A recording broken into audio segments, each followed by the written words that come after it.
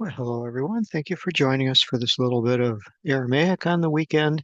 And today I'm taking kind of a side trip. As you know, we've been going through the Sermon on the Mount in Matthew chapter 5 and looking at these Beatitudes and breaking them down.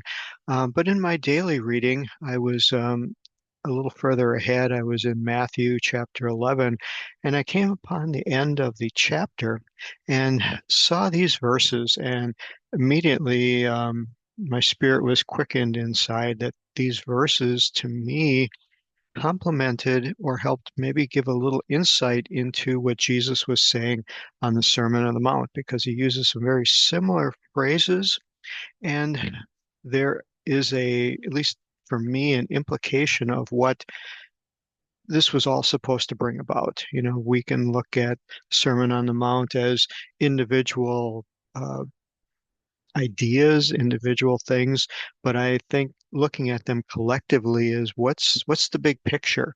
What is this all supposed to mean? If I do all these things, what is really the end goal? What is the ultimate desire that God has for me and that I have in my relationship with God in fulfilling what He has for me? And so I think Matthew 20 or 8, 11, and 28 here is what caught my attention. Of course, very familiar passage to most of us, where Jesus says, "Come unto me, all you who are weary and bearing burdens." Okay, the weariness, the bearing the burden, the giving of rest, all are common threads in the Sermon on the Mount and the Beatitudes.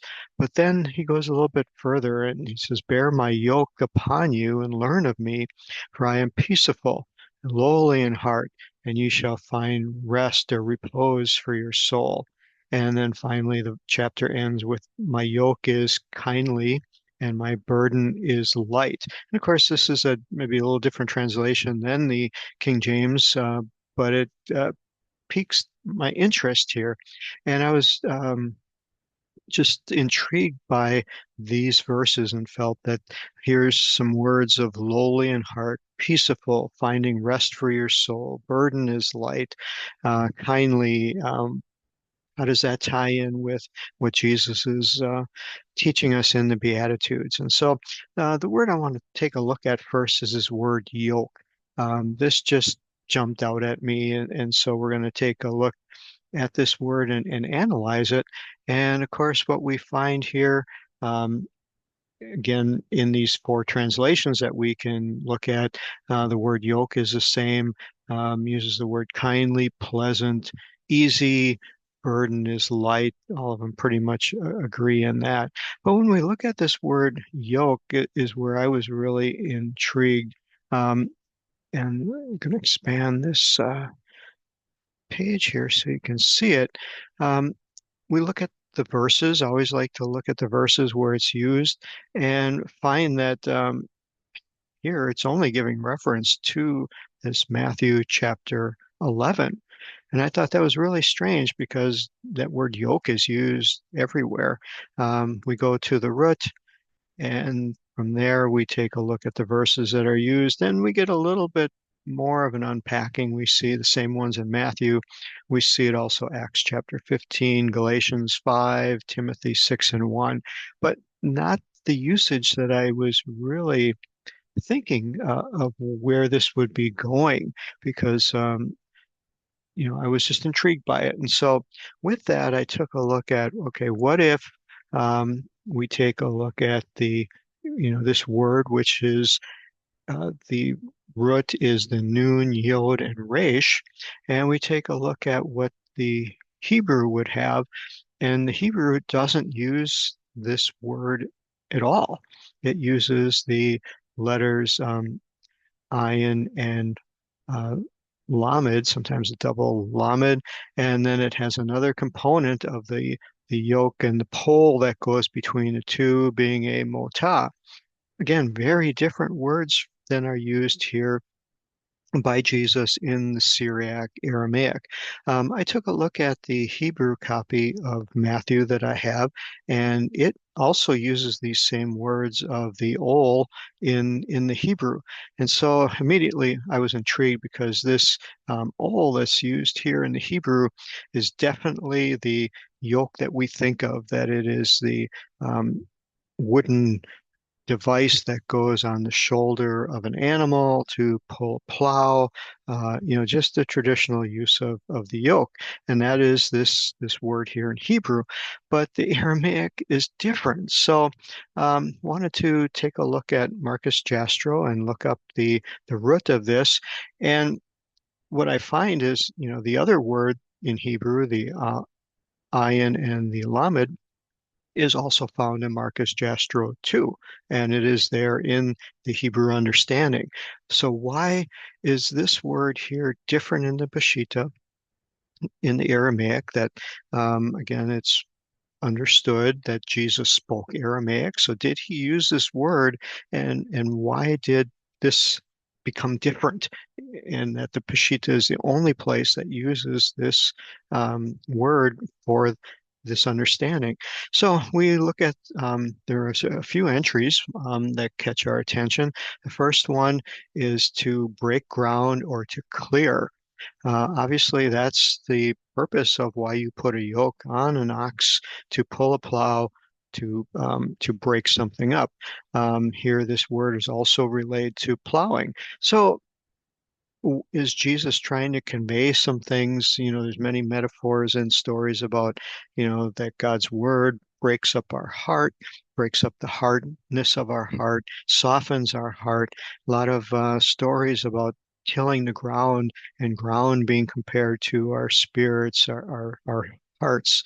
So there's a connection there that I really enjoyed. And then the next one is that this is also the word used for the cross beam of a loom, that in weaving, this like the shuttle, either the one that goes back and forth or the one that tamps the threads down, is the word uh, that is spoken about here. And of course, it's easy to suddenly put many different thought patterns together on that, and how, you know, our lives are woven.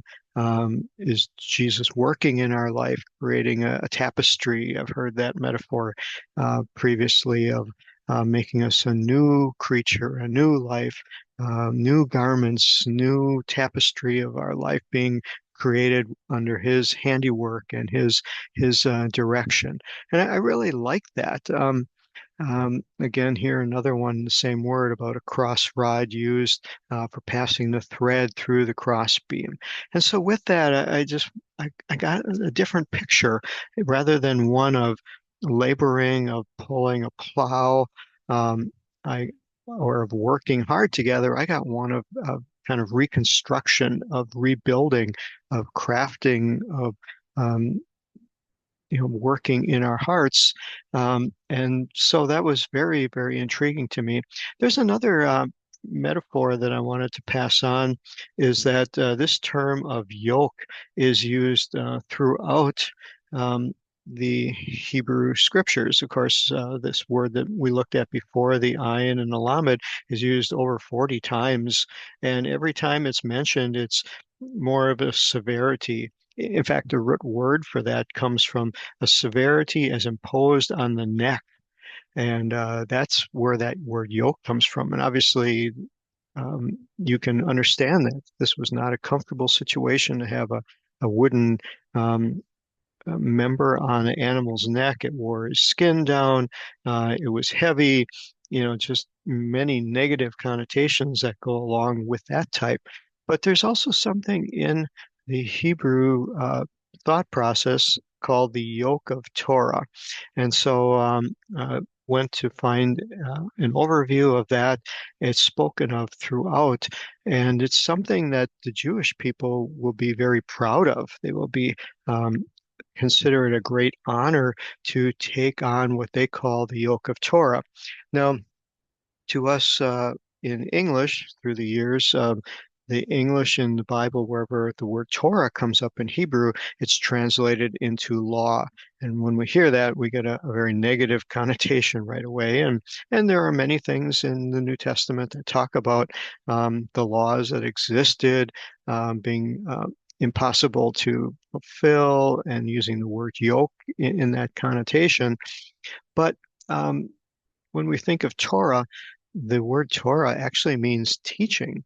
And so I want to show you just a possible alternate view of the word that's translated as law, but of Torah, and what the yoke of Torah may be being referenced to when Jesus was speaking in the Sermon of the Mount, because this was something, these yoke of Torah, and where we're going to find its concept, existed prior to Jesus' teaching. So he's using thoughts and ideas that they were familiar with. So here in the Jewish concept, it symbolizes commitment and a way to connect with God by internalizing his teaching and using it as a guide for one's identity and actions. It also is freedom from worldly concerns. And we're going to take you next is to a book that's very common in Jewish history, and it's called Pirkei Avot, or the Traditions of the Fathers. This is something that has been passed down through the generations. I believe existed in the oral form when Jesus was teaching. It had been taught prior to him. It was added on later on. But these were sayings that have been common in Judaism, little cliches, little comments, little things that would be of a motivation.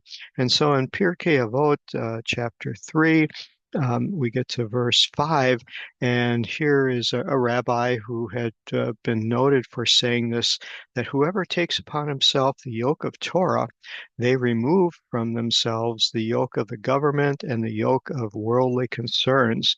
But whoever breaks off from himself the yoke of Torah, they place upon themselves the yoke of government and yoke of worldly concerns.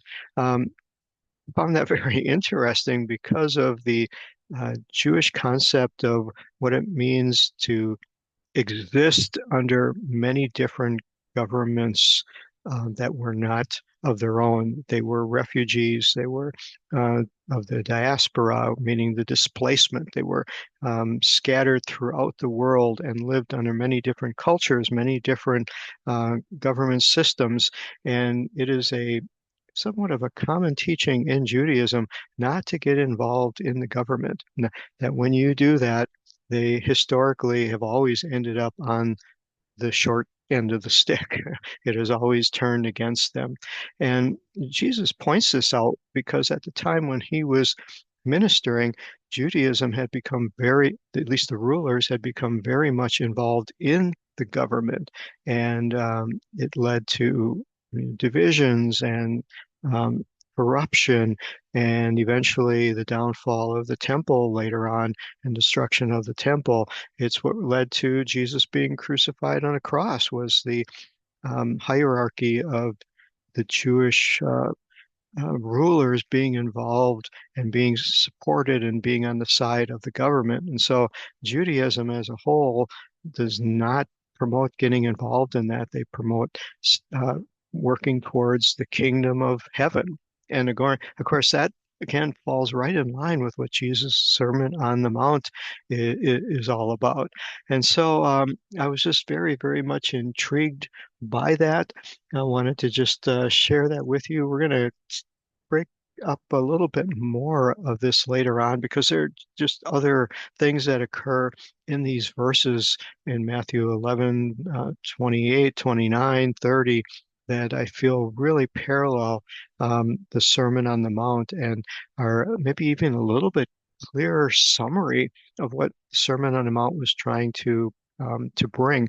Remember, Jesus is taking people who have been under Judaism's for centuries and trying to bring them into a new dimension of practicing what they have learned, not doing away with it, but putting it in its proper perspective, fulfilling it, bringing it to a place of what the ultimate meaning, the ultimate um, responsibility of living that lifestyle in serving God and being a part of His kingdom is supposed to be. And so I think there's some real parallels here.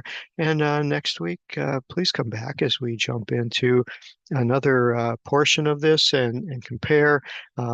And again, it's been a blessing to me, and I pray it will be to you too, as we learn about what is God's kingdom all about and how do we stay kingdom minded in this world that we live in when there's so many distractions and so many things going on. What does it mean to be in God's kingdom and to be doing His will and His desire? And that's truly what I am searching for, and I believe you are too. So God bless you all, and we will see you next time.